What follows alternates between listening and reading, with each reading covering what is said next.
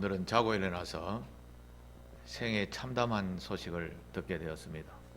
그래서 제가 설교를 드리기 전에 먼저 한번 기도하겠습니다. 같이 기도하겠습니다. 사랑의 하나님 아버지, 오만하고 방자한 세상에는 언제나 큰 징계로 하나님께서 통치하셨던 역사의 교훈들을 생각하게 하는 그런 아침이었습니다. 아버지 하나님, 사랑하는 가족, 사랑하는 아들, 딸들이 즐겁고 행복한 시간이 되어야 할 터인데 참담한 사고로 인하여서 엄청난 재난을 당하게 되었습니다. 아버지 하나님, 일평생 동안 사랑하며 살아왔던 가족의 슬픔을 당한 위족들이 참 많이 생기게 되었습니다. 아버지 하나님, 이 나라의 큰 슬픔을 주여 불쌍히 여기시고 자비와 긍휼을 베푸시옵소서. 날이 갈수록 우리가 교만함이 아니라 겸손함이 되어져야 되고, 날이 갈수록 남보다 낮아지는 자의 삶이 참 그리스도인이며 아름다운 사람의 모습일진데, 우리가 혹시 교만함이, 또한 미워함이, 또 높임을 받기를 원하는 마음이 더 많이 있지 않았나를 생각합니다. 아버지 하나님, 슬픔을 당한 유족들에게 위로를 허락하여 주시고, 이 나라의 정치 지도자부터 시작해서 모든 위정자들과 또한 선생된 자들, 교회의 지도자들, 성도들 다시 허리띠를 동이고 하나님 앞에 머리 숙이고 회복하는 그런 아름다운 모습이 있게 도와 주옵소서. 오늘은 특별히 종교개혁주일인데 아버지 하나님, 우리가 마음으로 개혁하는 그런 시간이 되어야 되겠습니다. 아버지 하나님, 오늘도 말씀을 통하여 깊이 깨닫는 바가 있게 하시고, 하나님께서 전해주시는 말씀을 마음에 담아서 믿음으로 살아가는 사랑하는 교우들 되도록 도우시옵소서. 예수님의 귀하신 이름으로 기도하옵나이다. 아멘.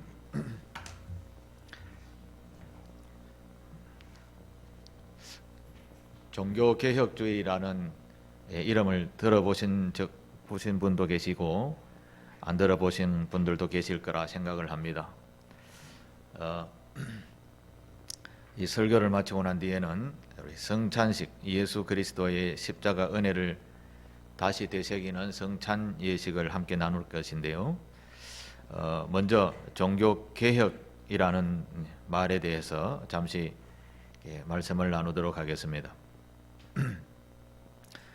종교를 개혁했다라는 말은 기독교가 다른 종교로 바뀌었다라는 그런 말이 아닙니다. 예수 그리스도의 십자가 그 은혜가 이 기독교의 핵심이죠.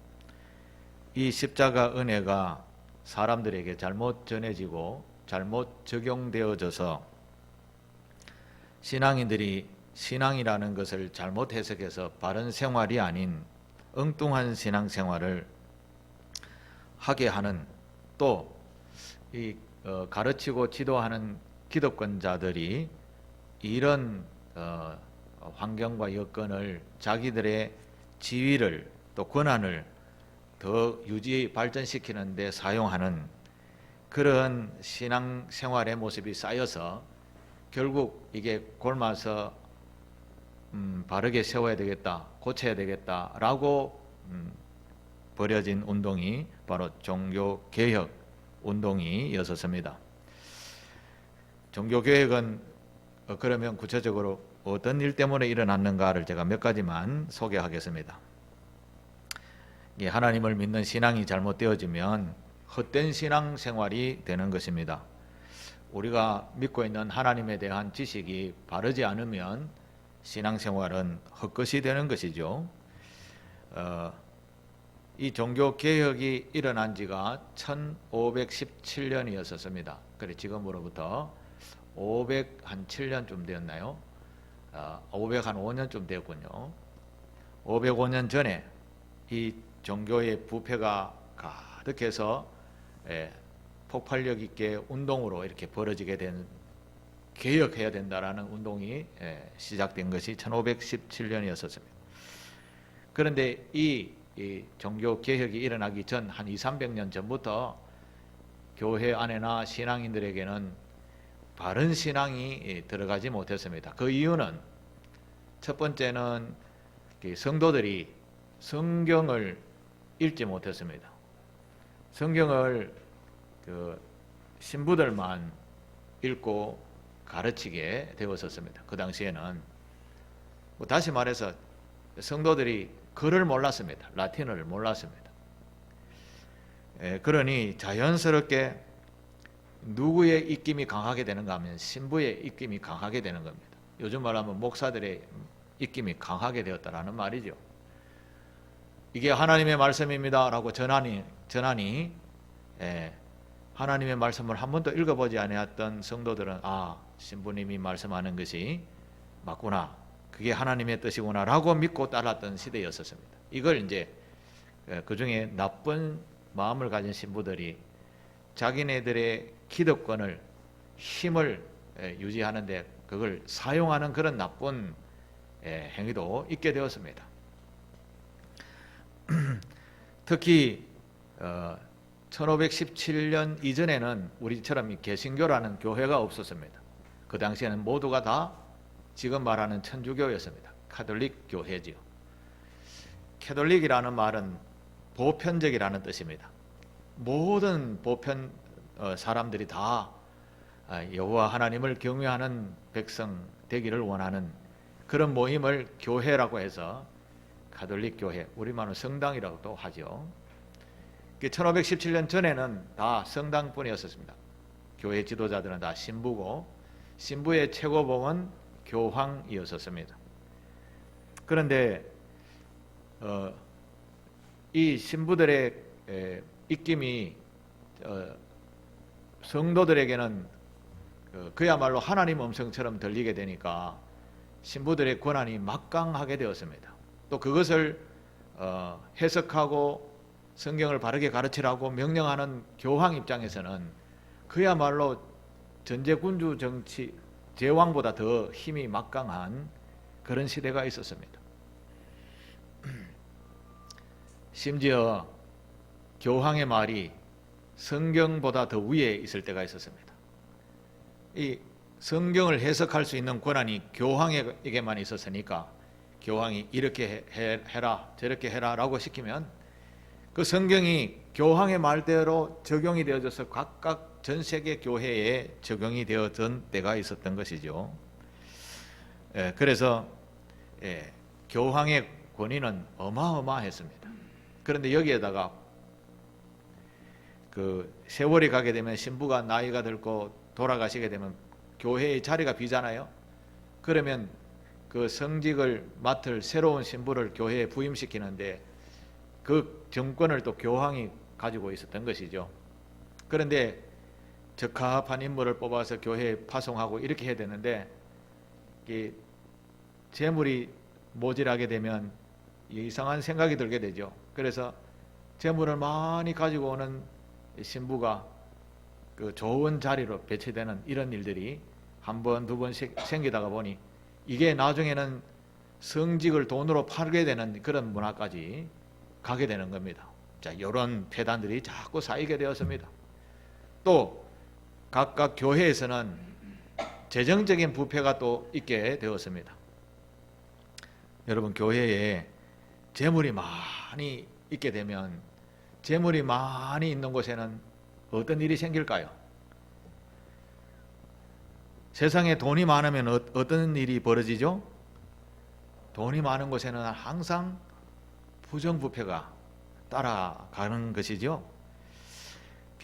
교회 안에 교황뿐만 아니라 사제들에게도 그런 일들이 있게 되었습니다.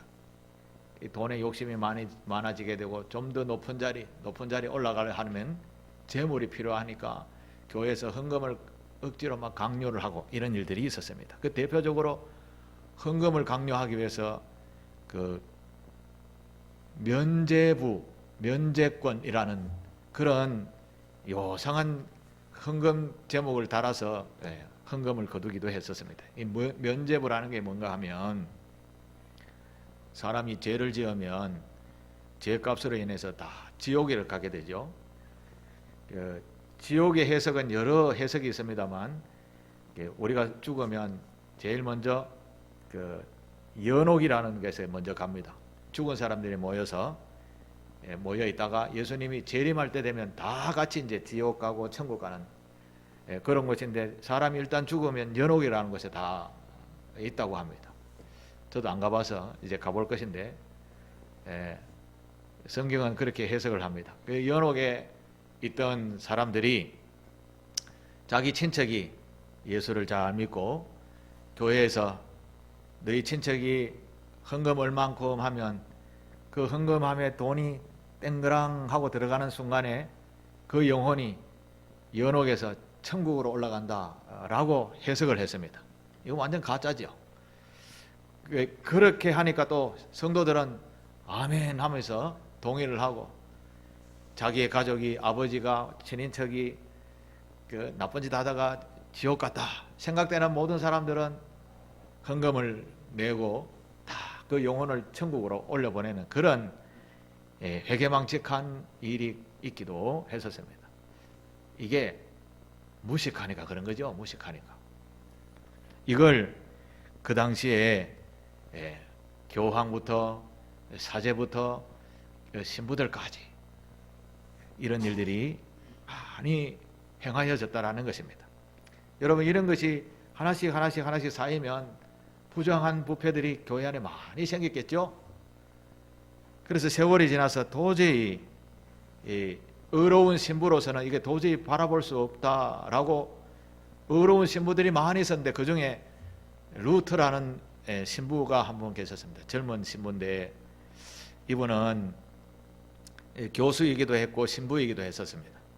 성경을 가르치는데 교회가 이렇게 부패한 상황을 보고 도저히 양심상 가만히 있을 수가 없어서 천주교회가 잘못하고 있는 것을 하나씩 적었습니다.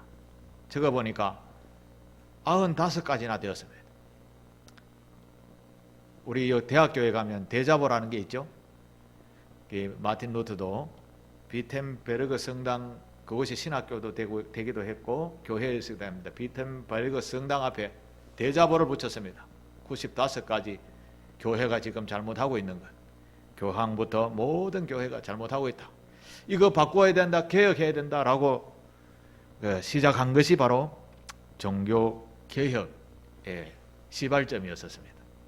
다시 말해서 종교가 개혁했다는 말은 지금까지 교회가 성경을 벗어나서 성경을 잘못 해석해서 부정과 부패가 사람들 보기에는 이게 맞다라고 여겨지게 되었다라는 거죠. 이걸 잘못을 이제 성경으로 고친다, 그런 의미가 바로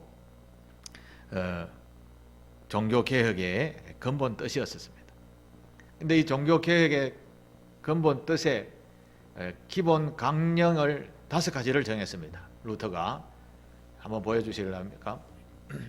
종교개혁의 5대 원칙이라고 하는데 같이 한번 읽어볼까요? 제가 오직 성경 하면 여러분도 오직 성경으로 이렇게 한번 해보십시오. 이게 굉장히 중요한 겁니다. 5대 원칙, 오직 성경으로, 오직 그리스도로,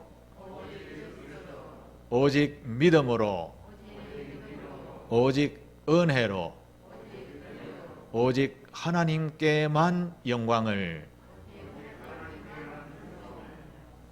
원래 이게 교회의 가장 기본이 되어야 되는 거죠. 제일 첫 번째가 바로 성경입니다. 성경은 하나님의 계시의 말씀으로 기록된 것이기 때문에 사람이 여기에 가미할 수 없습니다. 점 하나도 더할 수도 없고 뺄 수도 없습니다. 그게 성경입니다. 오직 성경으로 돌아가는 것이 개혁의 기본이었습니다. 그 다음에 예수 그리스도로, 그 다음에 믿음으로, 은혜로, 이 모든 것은 다 하나님께만 영광이 되기 위해서 종교개혁을 시작하게 되었다라는 말씀입니다. 이 종교개혁을 시작한 사람은 어마어마하게 맞았겠죠. 어마어마한 철옹성과 같은 거대한 가톨릭 세력과 일개 신부가 싸워서 이길 수가 있겠습니까? 처음에는 굉장한 고난을 당했습니다. 그런데 이게 정의는 사라지지 않죠. 하나씩 힘을 더해서 결국에는 종교개혁이 성공이 되어졌습니다. 그래서 새롭게 세워진 교회가 개신교라고 합니다. 새롭게 개혁된 교회. 그게 바로 오늘 우리가 여러분과 함께 모여서 예배드리는 우리 개신교라고 하는 교회입니다. 성당을 우리말로 하면 구교라고도 하고 우리는 신교라고도 우리 교회를 신교라고도 하고 그렇게 부르기도 하죠. 캐톨릭 교회, 보편적 교회라는 가톨릭 교회와 개신교, 우리 예수 그리스도를 믿는 모든 교회들을 개혁교회, 개신교라 이렇게 부릅니다. 그런 것을 알고 계시면 좋겠습니다. 사람이 살아가는 데는 일정한 규칙과 법이 꼭 필요합니다. 혼자만 살면 뭐 아무렇게도 살아도 괜찮겠지만 많은 사람들이 함께 살기 때문에 일정한 규칙이 있어야 되는 거죠. 하나님께서도 하나님의 백성들이 살아가는 많은 백성들이 살아가는 방법을 제시해 주시는데 그게 바로 율법이라고 부르는 성경 말씀입니다. 인간 사회에서도 보면 헌법이라는 것이 있죠. 우리나라에도 최고의 법은 헌법이죠. 이게 지켜지지 않으면 나라의 근간이 무너지게 되는 겁니다. 그런데 이 법을 준행하는 사람, 법이라는 것을 지켜 보호해야 되는 이런 권력이 있는 사람들에게 힘이 주어지게 되는데 이걸 잘못 사용하게 되면 이렇게 많은 백성들에게 피해를 주게 된다는 거죠. 그래서 법은 공평해야 되고 그것을 지켜 준행하는 그 위정자들이라고 하죠. 위정자들은 그야말로 좌우로 치우치지 않는 공평한 법을 준행하는 자가 필요했었습니다. 그런데 그곳에 권력이 모인 곳에 부정부패가 없을 수는 없죠. 우리나라의 지금 정치인들을 보면 하루도 빠지지 않고 네가 잘했니 내가 잘했니 라고 따지고 있는 거죠. 다 그게 부정부패와 헌법을 위반했기 때문에 그런 것이 아니겠습니까? 그래서 우리나라가 건강하게 복된 나라가 되려면 그야말로 법을 떠나서는 법을 벗어나는 사람들은 징계를 받고 법을 준행하고 법이 바로 서야 돼야 나라가 건강하게 될 줄로 믿습니다. 교회도 하나님의 성경 말씀이 중심이 되어져야 됩니다. 그래서 저와 여러분들의 신앙생활의 가장 핵심은 성경 말씀입니다. 오늘 우리 한국 교회에 많은 교회들이 있는데 그 교회 대부분은 다 건강한 교회인데 가끔 가다가 건강하지 않은 교회가 이단이라 이렇게 부르면서 있는 교회들이 있습니다. 지금도 그 서울만 따지고 보면 서울에서만 이렇게 목사인데 나와 같은 목사인데요. 내가 예수 그리스도로 이 땅에 2022년에 온 예수 그리스도다 라고 하면서 성도들을 말씀으로 가르친다고 미혹해서 많은 사람들이 그를 추종하는 사람들이 생기게 되었습니다. 제가 아는 분만 30몇 분이 됩니다. 그런데 한 명이 진짜라고 해도 그럼 30명은 다 가짜죠? 지금 우리가 살아가는 이 광명한 세상에 그런 일들이 버젓이 벌어지고 있는 겁니다. 또 목회자들은 성도들에게 성경 말씀이라는 이 권위를 가지고 언어 폭력적으로 이거 하십시오, 저거 하십시오 이렇게 강하게 이렇게 어필을 하는 그런 목사들도 있습니다. 그럼 성도들은 아멘 알겠습니다 라고 이렇게 복종하고 순종하는 그런 기본 자세이지만 그러나 성경 말씀에 왜곡되면 이게 동의하지 않아야 되는 거죠. 말씀대로 실천하며 살아야 되는데 말씀대로 실천하지 않는 그런 신앙인은 바른 신앙이 되지 못하는 거죠. 목회자들이 우리 목사님이 세계 최고입니다. 물론 그렇게 존중하는 건 좋지만 완전하게 무슨 신을 받듯이 그렇게 복종하는 것은 잘못인 것이죠. 왜냐하면 성경을 잘 모르기 때문에 그런 것이죠.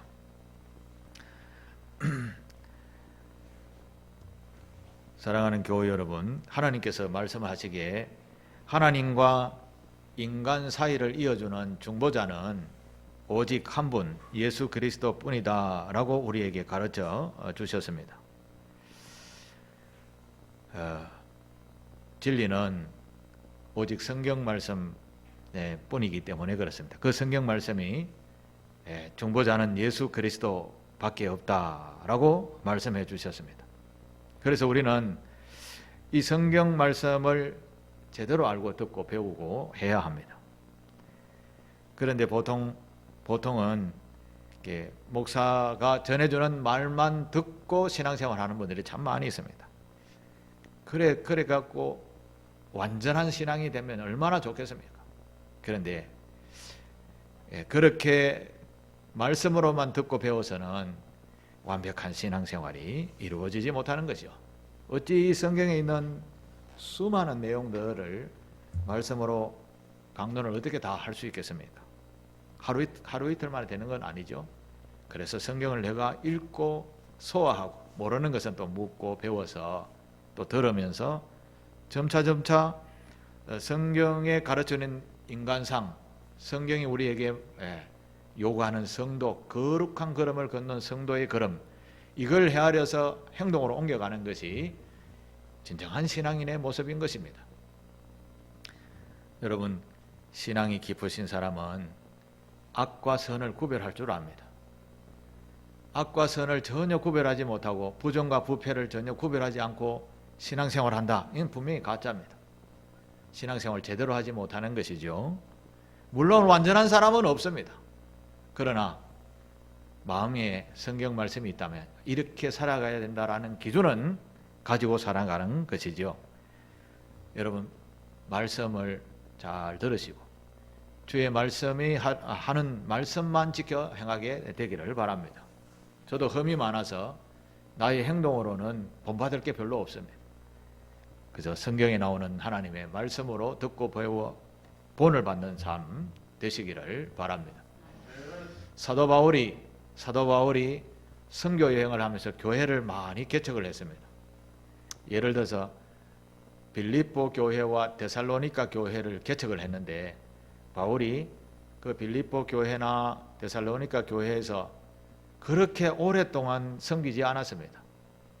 심지어 데살로니가 교회라는 교회에서는 3개월만 교회를 전도해서 교인들을 모으고 어느 가정집에서 교회를 시작했습니다.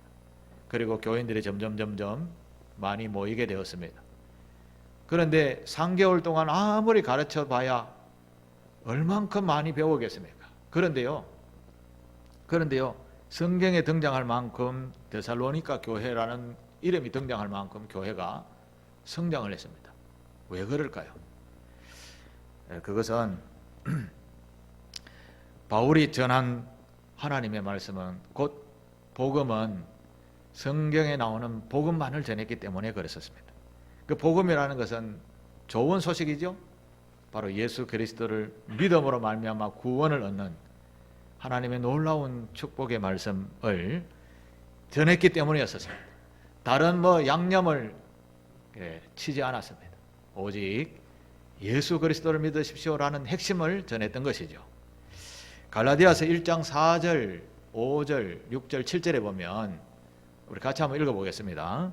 제가 4절 읽을 테니까 여러분 5절 읽으십시오. 그리스도께서 하나님 곧 우리 아버지의 뜻을 따라 이 악한 세대에서 우리를 건지시려고 우리 죄를 대속하기 위하여 자기 몸을 주셨으니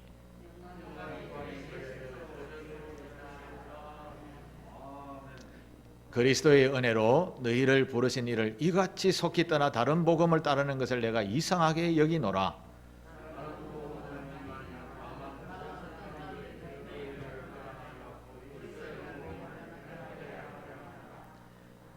여기서 다른 복음이라는 말은 다른 예수는 없다라는 말입니다.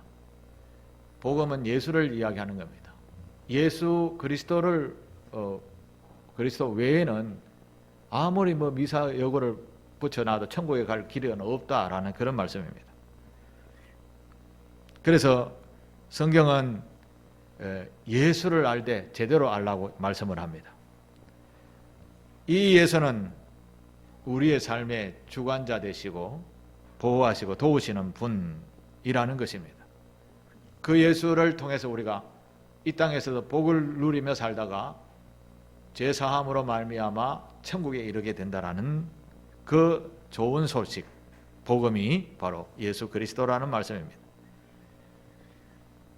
그런데 요걸 전하면서 내가 뭐뭐 했지요, 내가 뭐뭐 했지요, 나를 통해서 이렇게 양념을 치는 그런 종들이 많았다라는 것이죠. 그래서 부정부패가 들어오게 되고 교회가 문제가 생기게 되고 교회가 넘어지는 이런 일들도 있게 되었던 것이죠.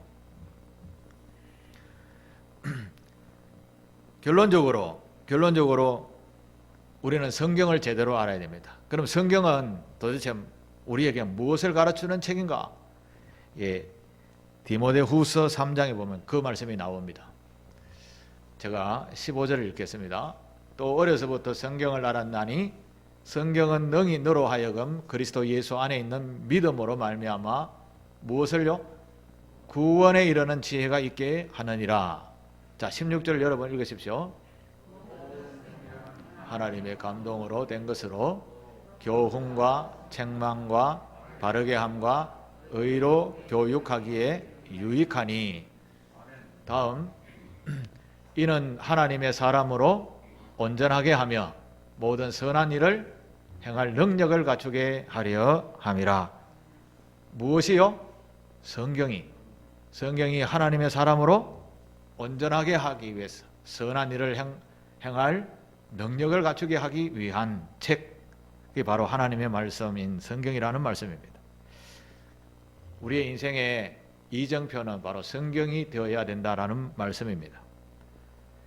우리의 그리스도인의 예수를 따라가는 제자의 삶을 사는 성도들에게는 이 성경이 우리의 최고의 스승이요, 지도자이요, 목표요, 목적이 되는 겁니다. 이 성경이 바로 선한 일을 행할 능력을 갖추게 하게 한다라고 했는데 바로 그 교훈들을 받아서 성경에 있는 교훈들을 받으면 우리를 의로운 길로 걷게 하는 것입니다. 성경을 제대로 아는데 악을 범할 사람이 누가 있겠습니까? 성경은 누구를 가르치는가 하면 여호와 하나님과 예수 그리스도를 증거하는 책인데 하나님과 예수 그리스도를 그 책에서 알게 되었는데 어찌 하나님 앞에서 범죄를 할 수 있겠습니까? 부정부패를 저지를 수 있겠습니까? 그렇죠? 그러니 성경은 우리의 참된 스승이 되는 겁니다. 전하는 저를 믿으시면 안 되고 하나님의 말씀인 성경을 믿고 따르는 그런 성도가 되어야 되는 겁니다. 자, 이 성경이 우리의 인생의 최고의 티처, 선생님이고 우리를 복이 있는 길로 인도하는 선한 선생이라고 생각하면 그러면 우리는 이 성경을 매사에 어떻게 대해야 되겠습니까? 매사에 시편 1편 2절에 보면 이런 말씀이 있습니다. 오직 주 여호와의 율법을 즐거워하여, 이제 성경 말씀을 즐거워하여 그의 율법을 주야로 마음에 생각하고 읽고 듣고 묵상하면 뭐라고 합니까? 복이 있는 삶이 된다는 거죠. 시편 1편 1절에는 복이 있는 사람을 해놓고 여호와의 율법을 즐거워하며 그의 율법을 주야로 묵상하는 자가 복이 있다는 것이죠. 사랑하는 교우 여러분은 이 삶의 교훈, 복의 근원이 되는 이 성경 말씀을 늘 주인으로 삼아서 목적과 목표로 삼아서 읽고 듣고 배우는 일에 최선을 다하시게 되기를 바랍니다. 따라오면 그걸 따라오면 복이 따라오는 겁니다. 복이. 제일 성경의 제일 마지막 요한계시록 1장 3절에도 이 예언의 말씀, 즉 성경 말씀을 읽는 자와 듣는 자와 그 가운데 기록하는 자를 지키는 자는 복이 있다라고 했었습니다. 복이 있다. 때가 가까우니 하나님의 말씀을 듣고 배우고 익혀 행동으로 옮겨라 라는 말씀입니다. 오늘 이 시대는 참 혼탁한 시대가 되었습니다. 무엇이 옳고 그른지를 잘 구별하지 못하는 그런 시대를 우리가 살아가고 있는 것 같습니다. 예를 들어서 우크라이나와 러시아가 전쟁을 하는데 우크라이나를 지지하는 사람들의 소리를 들으면 우크라이나가 정말 어려운 가운데 잘 이겨내고 있다고 생각하는데, 러시아를 지지하는 사람들도 보면 또 기가 솔깃하게 그들이 막 주장을 펴니다. 뭐 악한 막이라느니 악령이라느니 뭐 어쩌니 저쩌니 이야기하면 진짜 같습니다. 우리가 지식이 없으면 세계의 역사를 흐름을 읽을 줄 모르면 이게 어디에 내가 마음을 둬야 될지를 모르는 겁니다. 북한을 막 찬송하는 사람이 있습니다. 예, 북한을 주적이라 하는 사람도 있죠. 우리가 지식이 없으면 이걸 구별하지 못하는 겁니다. 공산당이 싫어요 하고 죽은 사람이 있죠. 하도 오래돼가 이제 이름도 잊어버렸다. 누구죠? 이승구. 어릴 때 학교 다닐 때 막 한참 들었는데, 그때는 막 그 공산주의는 빨갱이다 하면서 붉은 칠 막 이렇게 했는데 사실 빨간색은 아니죠. 이 시대에 이 눈을 가지고 무엇이 악하고 선한 것인지를 읽을 수 있는 눈이 저와 여러분이 있으려면 어떻게 되느냐 하면 듣고 배워야 되는 거죠. 듣고 배워야 됩니다. 지금 이 시대에 무엇이 옳고 그러냐, 누가 정치를 잘하고 누가 착한 사람이고 누가 복이 있는 사람인지 아무도 모릅니다. 그러나 듣고 배우는 사람은 파악할 수 있게 됩니다. 그 가운데 최고의 서성인 성경을 여러분 읽으면 내가 착한지 선한지도 알지만 다른 사람도 무슨 옷을 입고 있는지 알게 됩니다. 이 사람은 나쁜 빨간 옷을 입고 있는지 아니면 선한 하늘과 같은 색깔을 입고 있는지를 발견할 수 있다는 말씀입니다. 하나님의 말씀을 듣기에 열심을 내는 저와 여러분 되시기를 바랍니다. 정규 예배 시간에 꼭 참석하시고, 또 참석하지 못할 경우에는 요즘 TV에도 많이 말씀을 듣고 배우는 일들이 있죠. 많이 들으시게 되기를 바랍니다. 11월 1일부터 21일까지 3주 동안 매일 저녁마다 8시부터 밤 10시까지 하나님의 말씀을 듣고 기도하는 시간을 갖는 다니엘 기도회가 이루어지게 됩니다. 이 다니엘 기도회는 우리나라 몇만 개 교회가 함께 참석합니다. 그 방송으로 생중계를 하면서 우리 함께 참석하는 그런 기도회입니다. 물론 집에서도 TV를 통해서 경청할 수 있고 여러분의 휴대폰을 통해서도 볼 수가 있습니다. 언제나 말씀 듣는 데 최선을 다하시게 되기를 바랍니다. 우리가 3년 동안 코로나 전염병으로 인해서 어딘가 모르게 예배에, 어딘가 모르게 봉사에, 헌신에 많이 무디워졌습니다. 우리 다시 성경에서 하시는 하나님의 말씀을 우리가 듣고 배우면서 다시 주의하러 주의 말씀을 붙들고 사는 그런 성경을 스승으로 삼는 그런 성도가 되어야 될 줄 믿습니다. 우리가 살아가는 삶의 모습에는 여러 가지 전통과 문화와 유행과 이데올로기도 있습니다. 그러나 최고의 스승은 성경이라는 것을 여러분 기억하시면서 우리 교회 또 성경을 위주로 한 말씀과 신앙을 배우고 또 실천하는 교회가 되어야 될 줄로 믿습니다.